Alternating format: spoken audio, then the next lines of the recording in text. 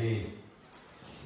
Siellä muistaakseni Sanomaskodin kirjassa sanotaan näin, että intokaa jo hyväksi ilman taitoa. Ja täytyy sanoa, että intoa oli silloin, kun Päivi tuli uskoon, mutta taitoa ei.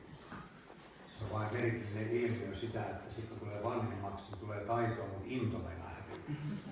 Pitäisi aina kaksoset olla aina mukana, että säilyttää into loppuun saakka ja taito. Kumpaakin tarvitaan ja sitten tulee virheitä, jos jompikumpi jää pois sitten. Ja nyt sanotaan, kun viime Raamatutunnilla tässä puhuttiin siitä viinitarhasta, siitä miten se on meidän sisimmässä, miten hän hoitaa sitä. Lauluntekijä sanoo näin, että vie minut viinitarhaasi työhön ja siellä armossa kasvata minua. Niin se armossa kasvaminen ja kasvattaminen oli viime kerran aihe, niin hiukan jotakin ihan käytännön pohjalta sitten oman elämäni kautta sitä, millä tavalla hän on sitten vienyt sinne viinitarhaan ja siellä sitten toimii. Raamatussa sanotaan tällä tavalla, että te olette Kristuksen kirje. Ja se on sellainen, mikä puhuttu, minulla on olemassa siitä Raamattutuntikin, mutta en siihen mene siihen Raamattutuntiin, mutta me olemme Kristuksen kirje, Jumalan hengellä kirjoitettu ja taivaassa on se postitoimisto, mistä meidät sitten lähetetään. Emme me ole sattumalta siinä perheessä, missä me olemme, emmekä sattumalta ole sillä työpaikalla, missä me olemme. Emmekä sattumalta ole myöskään siinä elinympäristössä, missä me elämme. Me olemme siellä Kristuksen kirje. Ja ei mikä tahansa tuommoinen jokakoneen ristiside, vaan nimenomaan Jumalan hengellä kirjoitettu.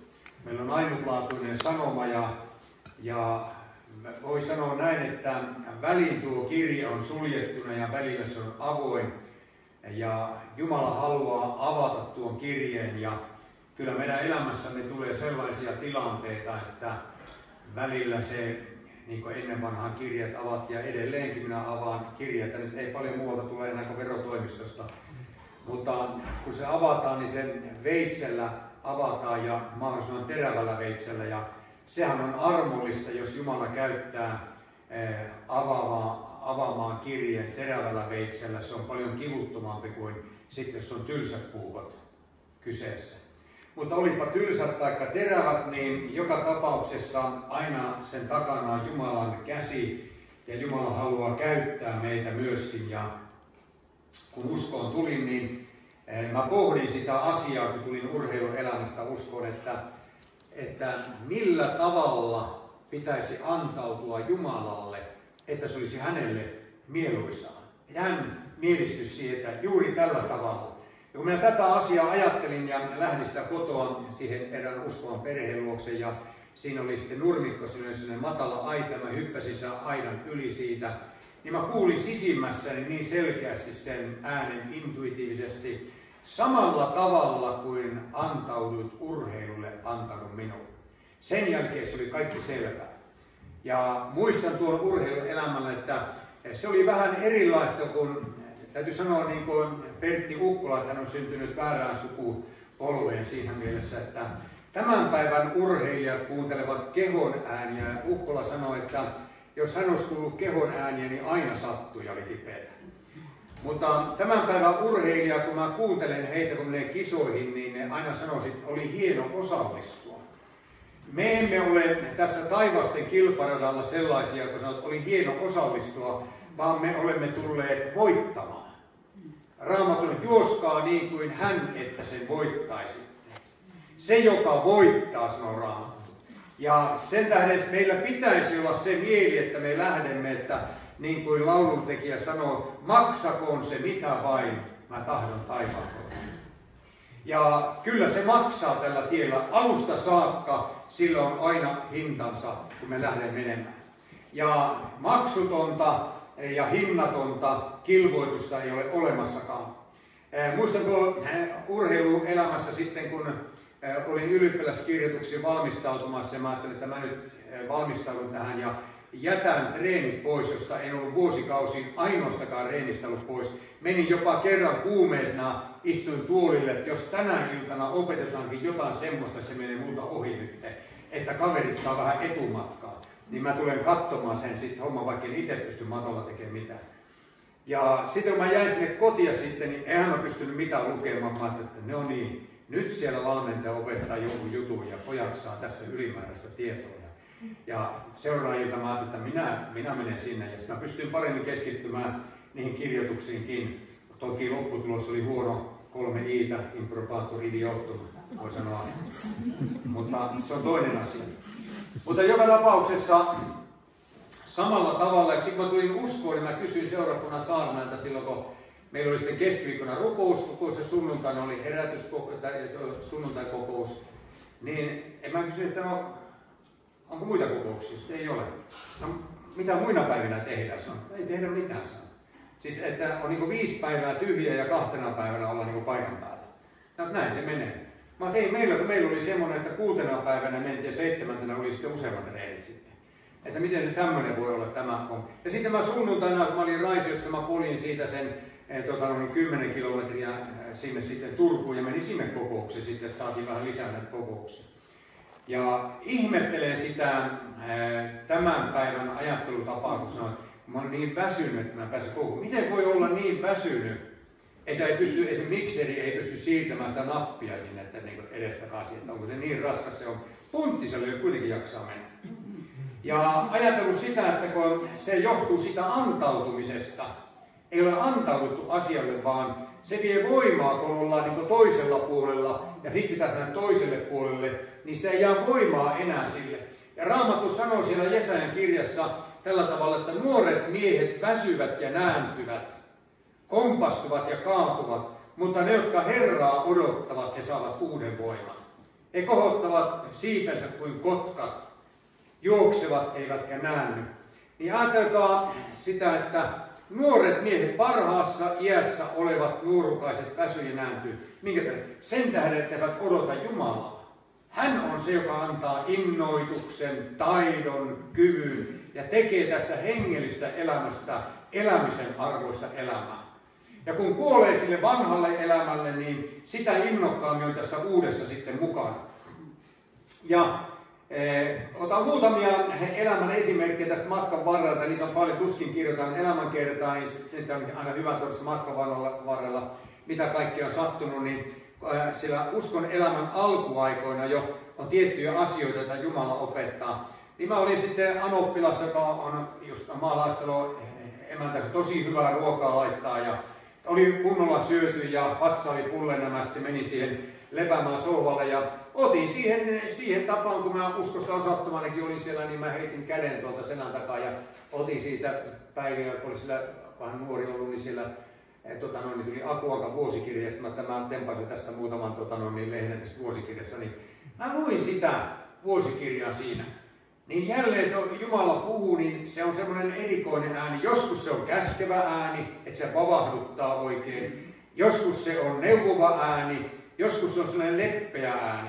Ja se oli sellainen leppeä ääni, sellainen aivan hiljainen ääni sanoi. Ja sanoi näin, että rakentaako tämä sinua? Niin minun huulet liikkumaan vastasin, ei. Sitten hyödyttääkö tämä sinua? Mä että ei. Sitten mä havahduin siihen, kuka puhuu. Sen jälkeen mä otin sen kirjan, löin sen kiinni, otin Raamatun. No eihän mä väsynyt, kun mä luin sitä, niin mä luin sitä samaa lukua 3-4 kertaa, kun mä paljon sanon. Mä totesin vaan, että tämäkin on hyödyllisempää kuin se, että mä olisin ahminut sitä Akuankkaa. Enkä mä sen päivän jälkeen Akuankkoihin ole sen enempää. Ei siinä sanottu, että se on syntiä, mutta siinä sanotaan, että se ei rakenna, eikä se hyödytä mitään. Me teemme paljon sellaisia asioita elämässä, jotka ei hyödytä meitä millään tavalla. Ja pitäisi aina perehtyä sellaisiin, mitkä hyödyttää. No sitten samainen opetus oli sitten, minulla oli aina tapana lähteä tai illalla menin rukoilemaan. Ja sielläkin oli anoppilassa, mä sitten menin, heitin sen lenkin, rukoilin siellä illan hiljaisuudessa ja Jumala pääsee puhumaan ja vaikutti monia hyviä asioita. Sitten erään kerran, kun piti lähteä, siitä oli just uutiset ollut ja aloitti merirosvo-elokuva. Mä tykkäsin katsoa maailmassa ollessani länkkäreitä ja merirosvokuvia. Minä katson pikkusen matkaa, sen verran, että se lippu vedetään salakomatkaan. No, komiasti nousin merirosvo ja luut oli ristissä siellä taakalla näkyy. Ja sitten mä katsoin siitä. Mutta sen mä vielä katson, kun pojat heittää köydellä mastosta toiseen. Niin Mä ajattelin, ei kylläpä meni hienosti toi. Kato, nyt Antti muuten kivan näköinen taistelu, miekalla taistelee. Kerta kaikkiaan, mä katsoin täältä, että kohta pitää lähteä rukoille, vartti on jo mennyt, katsoin puoli tuntia mennyt. Siinä mä olin 1,5 tuntia siinä, seisoin siinä oviaukossa. Kattelin televisio, kun silmät möllöllä ja sitten kun mä lähdin rukoilemaan ja mä kävelin tielle, otin silmät kiinni ja että Jeesusta, niin aina nousi se lippusalakko siellä. Mä ei tästä tullut mitään tästä rukoilusta. Ja siinä oli sellainen opetus siitä, että mitä me kylvämme sisimpäämme, niin se valtaa tämän sielun maailman. Ja Raamattu sanoo tällä tavalla, etsi hiljaisuutta. Eikö erikoinen asia? Ei kehdetty etsimään rahaa, kunniaa, mainetta, vaan se etsi hiljaisuutta. Ja muistan siellä psalmissa 23, Raamatun kanssalikäännös sanoo paremmin, venäläinen käännös, tämä 32 käännös sanoo, hän vie virvoittavien vetten tykönä, hyvä käännös sekin on. Mutta siellä sanotaan alkukielestä, hän vie tyynien vesien tykönä. Tyynivesi. Ja kerron semmoisen tapauksen, kun mä olin armeijassa, olin kapiaisena sitten ja vein poikia sitten, se oli semmoinen pienehkö järvi siellä oli, meni sinne järven toiselle puolelle, kyllä siinä oli kilometrin verran varmaan matka. Vein sinne järven toiselle puolelle, radiopuhelimella annoin viestejä ja siellä toisella puolella oli poikia, varusmiehiä, jotka antoi tiettyjä ääniä tietyssä järjestyksessä sitten. Pakinkalinaa ja sitten laitettiin uunia päälle, telttaa pystytettiin, keskusteltiin ja niin edespäin. Ja täällä toisella puolella varusmiehet, heillä oli paperi siinä ja kirjoitti että mitä aina milläkin, että mitä tapahtuu nyt sieltä, kuuletteko mitään. Ja kun vesi oli aivan tyyni, niin hämmästyttävää sieltä kilometrin toisen päästä, niin ihan pystyi melkein sanat erottamaan, kun keskusteltiin ja laitettiin nuotiota päälle ja pojat. Sitten alkoikin tuulemaan vähän aikaa päälle. Sitten oli epäselvää. Puhetta ei enää sanonut, onko puhetta vai onko mitään, onko siellä pakinaita. Vielä jotakin sai selvä. Sitten tuuli voimistui ja alkoi liplattelemaan vähän kovempaa ääniin. Sitten sai epäselvää, että onko siellä yleensäkään ketään sitten vai tuleeko se tuosta järvestä. Sitten kun tuuli yltyi ja lähti vaahtopäiseksi aallot, niin se on sama kuin tykillä räjähtänyt siellä, mitään käsitystä enää asiasta. Ja samalla tavalla kuin Raamatun tyynien vesien tykö, niin meidän sielumaailmamme täällä voi olla niin sekaisin, että me ei kuulla enää Jumalan puhetta eikä ääntä, eikä kyetä olemaan enää sillä samalla aaltopituudella. Ei täällä sisäisessä maailmassa vaan valtava mylly käy täällä sisimmästä. Ja siellä sanotaan tällä tavalla, siellä Jesaja 66 ja 6, se on helppo muistaa 666.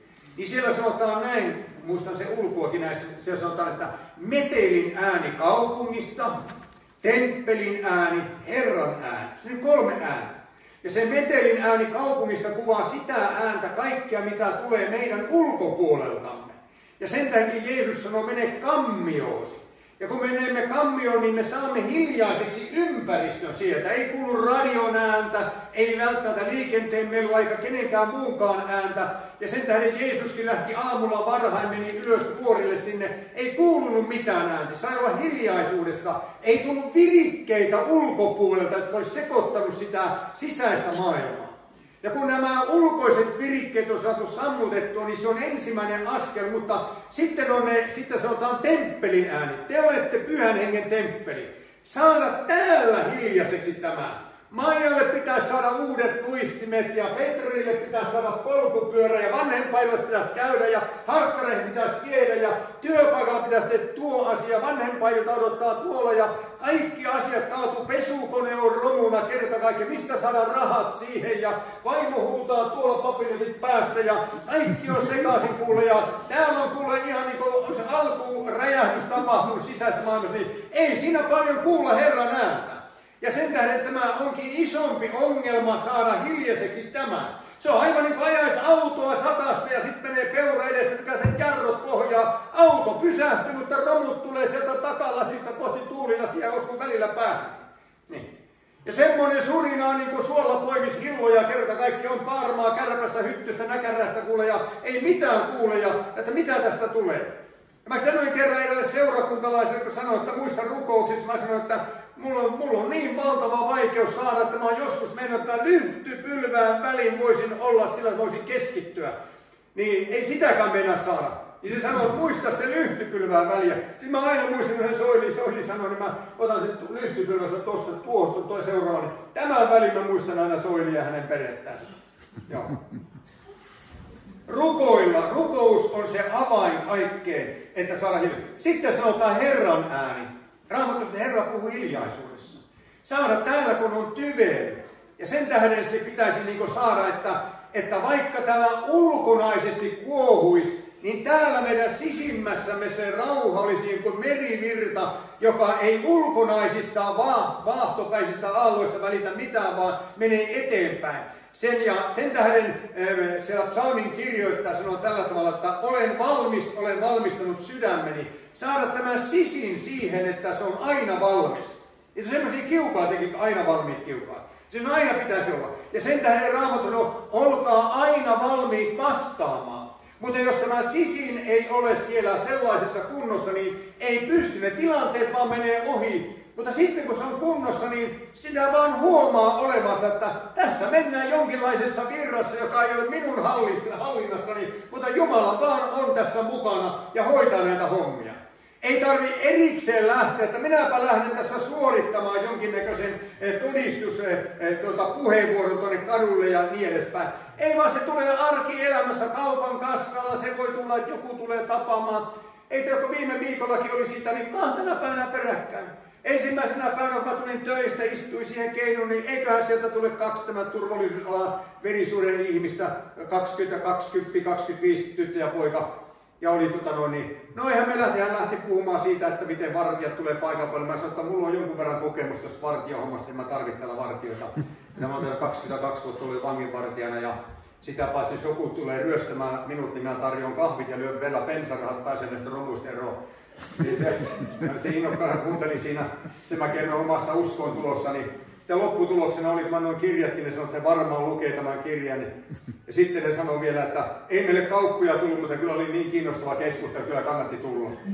Kiitos Jumala. Ja seuraavana päivänä tulee 2 Jehovan todistajaa, mä aloin jossain sohvalla. Vaimo menee avaa oveen sillä takaisin, nämä on sun heiniä. Okei, menen sinne.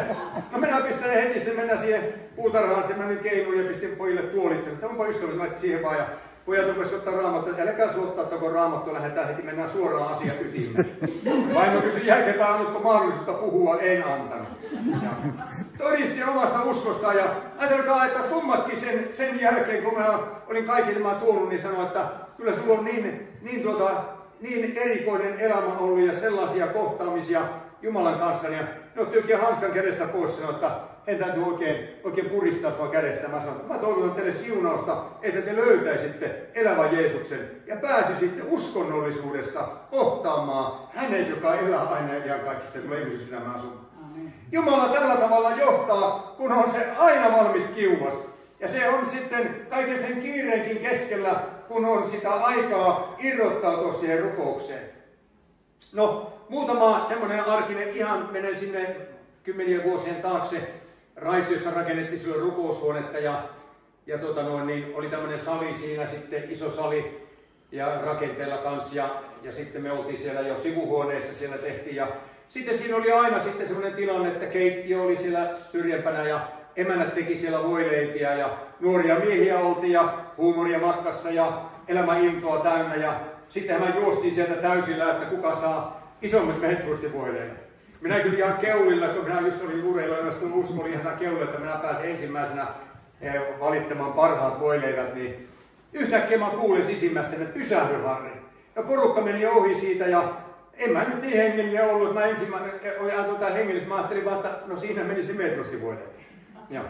No sitten siinä mä ihmettelin, että miksi muut ei kuulu mitään, miksi ne jatko matkaa sitten. Ja jälleen se sama ääni sanoi sitten siellä, että mene. Ja mä katsoin, mihinkä minä pitäisi mennä. Ja sitten mä näin siellä pimennossa, kun siellä ei ollut valoja siellä suuaukossa, aivan pois mä näin jotain liikettä siellä. Ja mä menin sinne sitten ja siellä oli mies siellä eteisaulassa. Ja tervehdin häntä siinä ja hän alkoi kertomaan siinä tarinaa. Hän sanoi, että hän lähti kotoaan juuri äsken ja tuli tänne ja hän kirjoitti kirjeen vaimolleen. Ja hän laittoi siihen kirjeeseen, että minä menen sinne rakenteella olevan rukoushuoneen eteisaulaan pimentoon seisomaan. Ja jos Jumala antaa hänelle vielä anteeksi, niin hän lähettää jonkun siihen keskustelemaan hänen kanssaan. Ellei ketään tule, minä päätän päiväni ja hirttäydyn. Ja hänellä oli kassi mukana, jossa hänellä oli se hirttoköys. Ja siinä me yhdessä rukoilimme ja hän sai siitä uudistua. Hän sitten myöhemmin rakensi kaikki alttarikaitet ja teki kaikki nuo, hän oli verhoilija ammatiltaan. Ja mä ajattelin, että näin pienestä voi olla kiinni, että oli vain yksi, joka kuuli. Että Jumala armosta valitsi minut ja minä olin hirmuun otettu siitä, että Jumala katsoi arvolliseksi tällaisen tehtävään saattaa itsemurhan edessä oleva mies jälleen elämäntielle. Ja sen tähden me tarvitsemme kuulevaa korvaa. Muistan, kun olin sitten, ettei kaikki ole aivan näin valoisaa, niin sitten kun oli työpaikka, silloin kun tulin uskoon, mä olin armeijassa kapia, sen olin just jättänyt sen. Tarkoituksena oli meidän lähteä olympialaisiin. Eihän se ollut vielä varmaa, koska meitä oli joka sarjassa pari aina ja sitten katsottiin katsastuskisat, mutta lähdin puoleksi reenaamaan Japaniin. Rahoitus oli kaikki hoidettu, liitto seisoi takana ja kaikki. Ja mä tulinkin siinä hässäkässä uskoon sitten ja koko se homma sitten jäi taaksepäin ja lähdettiin ihan kokonaan uudelle tielle. No sitten minä menin työvoimatoimistoon ja kysyin siitä, että olisiko mitään töitä, nyt kun on tämä elämäntilanne. Kerroin siinäkin ihan, että mä oon tullut uskoa elämän Jeesukselle ja nyt ei olla enää kapiaisia eikä urheilijoita eikä mitään muutakaan, että nyt olisi löytäisi töitä. Ja se kuunteli sitten, mitä kaikkea sä oot tehnyt. Minä sitten selitin siinä ja muut sanoin, että ei ole töitä sinulle nyt, että se ei koulutusta vastaa vaikka mitään. Ja mä sanoin, että mikä kirja sinulla on tuossa edessä. Paksu kansi oli siinä. Sanoin, että avoimia työpaikkoja. Avoimia työpaikkoja. Mä löin käden väliin. Onhan se nyt merkillinen, jos ei nuorelle miehelle löytyy. Mikä tämä paikka tässä? Se on siivoiva. Anna tänne salattua. Nyt mä otin sen lapun ja sitten mä ajattelin, että maanantai, se oli perjantai-päivä, siinä oli sitten viikonloppu välissä. Mä olin Turun vapaa-seurakunnassa, todistin uskoon tulostani ja niin edespäin. Sitten tuli maanantai-päivä, otin sen lapun. Mä soitin sinne puhelinnumeroon ja siinä vaan kerroin sitten tämän, että minä nyt kerron siltä, mikä on tilanne tässä, että mä oon tullut uskoon tuonne elämän Jeesukselle ja kaikki lähtenyt nollatilanteesta. Ja pitäisi saada töitä nyt. Niin se sanoi, että ootko sinä se mies, joka eilen vapaakirjossa kerroit, että se on tullut uskoon. Että olen se sama mies. No ei mitään, kuule, tuu tänne käymään, niin katsotaan löytyykö homma. Ja se oli uskova työnantaja. Ei huono asia. No minä menin sitten siihen siivousliikkeeseen. Se oli semmoinen siivousliike, mikä just pesee tämmöisiä, missä on semmoisia tekstiilejä. Penkkejä tämmöisiä ja koko lattiamattoja siihen aikaan tuli joka puolelle ja autoja ja auton siis verhoiluja ja kaikkia. Ja sitten käytiin kodeissa pesemässä. Sehän oli Jumalan järjestämä paikka. Ajatelkaa, tämmöinen evankelista luonteella varustettu, niin mä pääsin aina uuteen kotiin ja siellä oli rikkaita emäntiä. Ja täytyy sanoa, että ei ollut aina, vaikka oli ison kuljetusliikkeen emäntä, ranteet oli viilletty ja monenlaisia tilanteita siellä. Mutta aina sai tuoda evankeliumi, tehtiin työ ensin siinä ja sitten istui, ne oli tietysti laittanut kahvit siinä ja paakkelsia pöytään ja siinä mä sitten annoin aina yksi ainoa kirja ja kerroin uskoon tulosta ja niin edespäin. No sitä jatkui varmaan semmoinen vuoden verran ja sitten mä tulin eräänä aamuna töihin. Ja sitten ihmettelin, kun ei porukka ollut lähtenyt hommiin. Kaikki oli siinä pyöreän pöydän äärellä. Mikäs nyt on menossa? Että kun ei ole töihin lähdetty. Nyt on lakko. Mä tähän, mikä se semmoinen lakko on? Ja otin sitä sokeripalan uulien väliä kahvikupia, että mistä se nyt lakkoillaan? Ja nyt lakkoillaan siitä, että sä lähet tästä firmasta. Ja minkä takia? Loppuu tuo Jeesustelu nyt. Että okei. Että hän kuuluu ihan tarpeeksi sun todistelemista, nyt loppuu tää homma.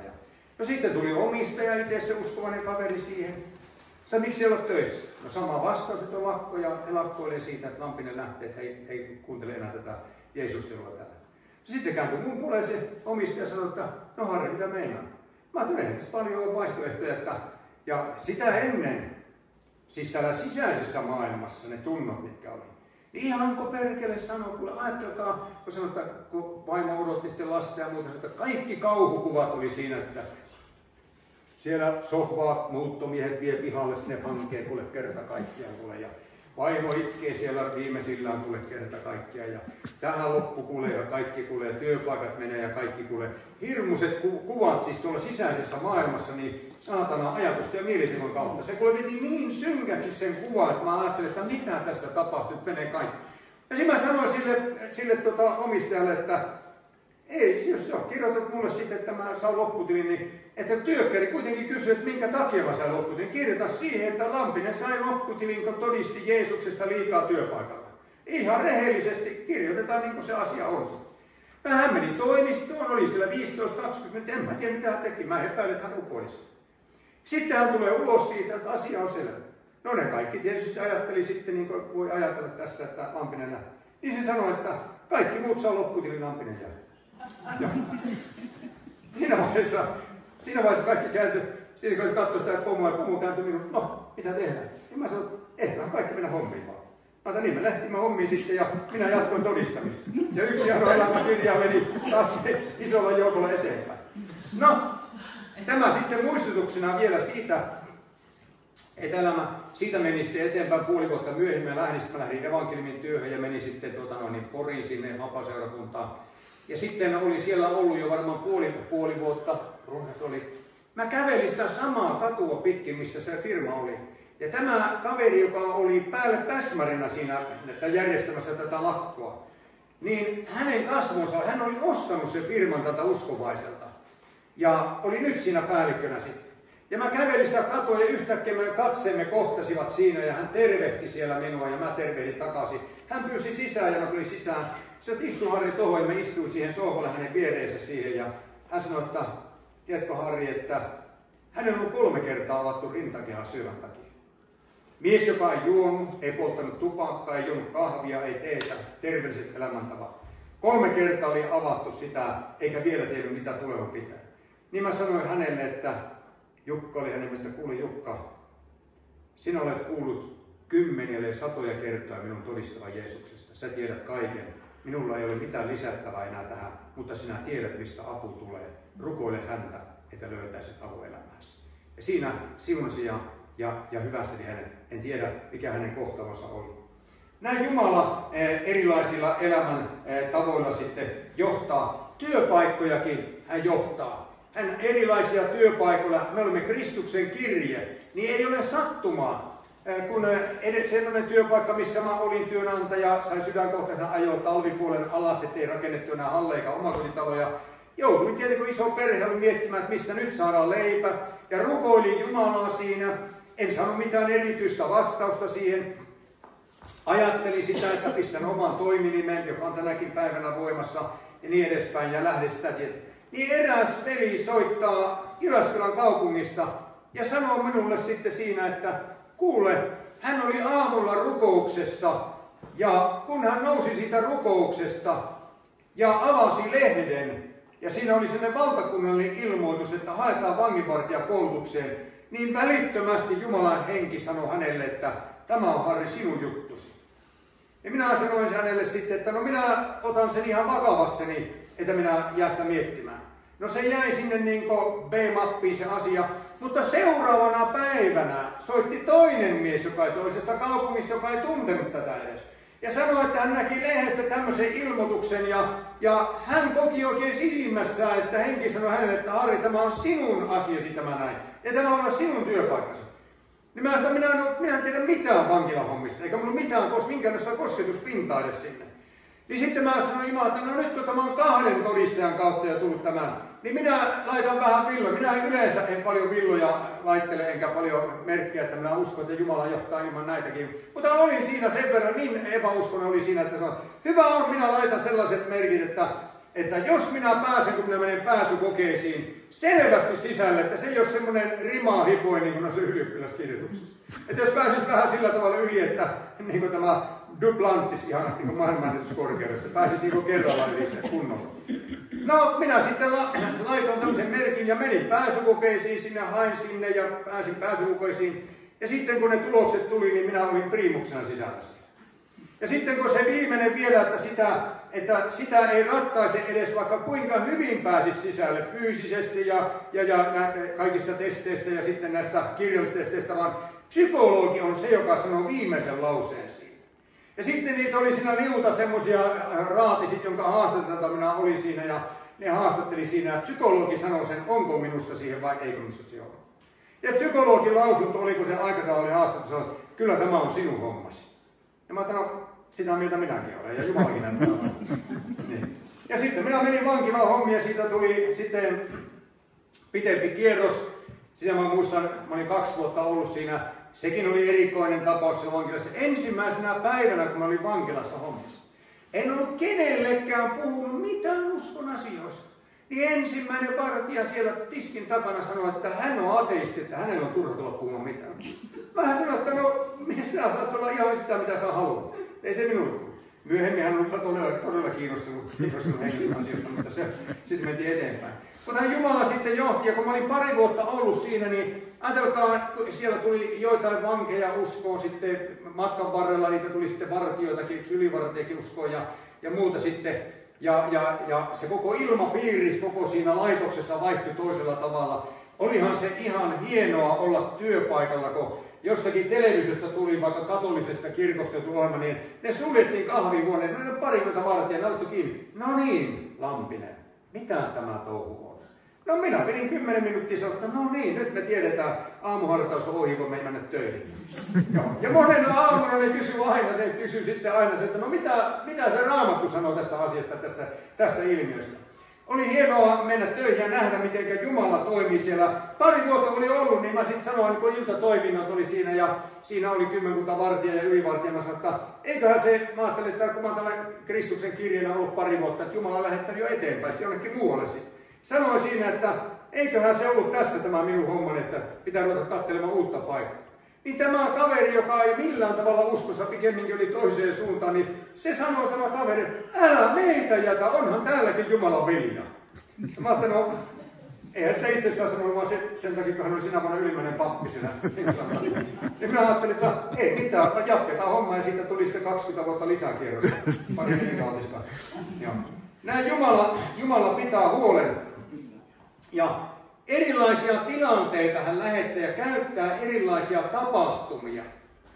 Ja otan vaan muutaman esimerkin. Tämä tapahtui myös siellä tästä vuosia aika, varmaan 30 vuotta runsas aikaa. Mä olin siinä siivousliikkeessä hommissa ja mulla oli semmoinen saappi siinä ja mä ajoin semmoista 9-kotoista saappia keväällä. Ajoin siinä. No, aurinko oli paistanut ja jäätä oli siinä ja tosi liukasta ja ei se kääntynytkään, se lähti vaan auraamaan ja kosautti toista autoa päinsä. Mä kerta kaikkia. Ja muutenkin on taloudellinen tilanne, että vedetään kyllä viimeisillä. Mä ajattelin, voi että voi sattua kaiken näköistä. Ja heti, no ainahan näissä tilanteissa on pirukin paikalla. Piru sanoi heti, ei sitä kukaan nähnyt. Nousin autosta ja katselin ympärille. No ei sitä varmaan muuten nähnyt ketään. Sitten havahduin heti, no ei sielua myydä näin halavalla. Ja sitten mä kirjoitin siellä lapun sitten ja tussilla siihen, jossa ajoin autonne perään, pistin puhelinnumeroa ja löin sen siihen. No siihen meni iltapäivällä, sitten soi puhelin ja sanoi, että oletko se sinä, joka ajoit tänne autonsa perään? Mä että olen. Niin se seuraavaksi kysyi, miksi et painut paikalta 3 kertaa aikaisemmin hänen elämänsä aikana ajettu hänen autonsa, aina on lähdetty livoon. Miksi sinä et lähtenyt? Minä sanoin, että kyllä se Piru minullekin ehdotti asiaa, mutta kun mä oon antanut elämän Jeesuksen, ajattelin, minä en sieluni nyt tästä asiasta. Sä tule käymään hänen tyköön.